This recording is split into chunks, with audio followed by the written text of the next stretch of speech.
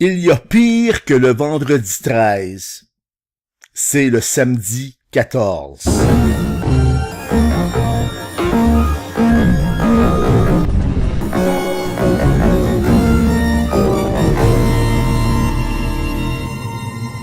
Samedi le 14 avril, des policiers ont dû intervenir au coin de la rue Saint-Thomas et Saint-Charles dans le Vieux-Longueuil pour maîtriser une dame qui ne cessait d'importuner les passants en affirmant que 3 démons semblables à des grenouilles venaient de sortir de la bouche de Satan, le dragon de l'Apocalypse 16 de la Bible.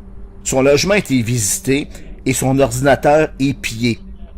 Elle ne possédait aucune arme à feu et sa visite récente du site En Marche d'Emmanuel Macron laisse croire que la dame ne représente aucun danger pour la population. Toujours samedi le 14 avril, 3 pays ont décidé de sortir des rangs de l'OTAN pour bombarder la Syrie. Il s'agit des États-Unis de Donald Trump, de la France d'Emmanuel Macron et de la Grande-Bretagne de Theresa May. L'analyse des réactions sur la toile suite à ces bombardements de la Syrie démontre que pour une des rares fois depuis son élection à la présidence des États-Unis en novembre 2016, les propos méprisants envers Donald Trump ont connu une baisse de 62% le 14 avril dernier. C'est un point tel qu'on peut anticiper un gain de 2 points pour les républicains. Le Québec a vécu un phénomène similaire.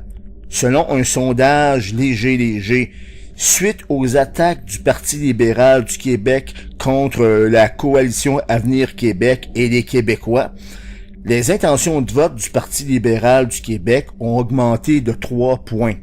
Enfin, selon une étude de l'Université Laval que nous avons pris connaissance le samedi 14 avril, il pourrait y avoir un prix pour le Québec à cette remontée du Parti libéral du Québec de Philippe Couillard, puisque les personnes qui accèdent à des postes de pouvoir en nuisant de médisance, de mépris et d'attaques envers leurs camarades de travail sont généralement liées à des pertes de rendement et à des restructurations d'entreprises ou encore des privatisations qui aboutissent à des prises de possession par des intérêts étrangers.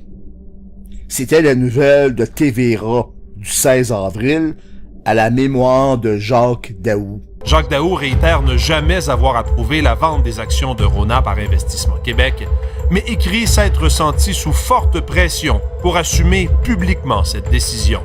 Selon lui, tout indique que le bureau du premier ministre a donné le feu vert gouvernemental pour la vente des actions de Rona par Investissement Québec. Lui ne l'aurait su qu'à la dernière minute et s'y serait opposé.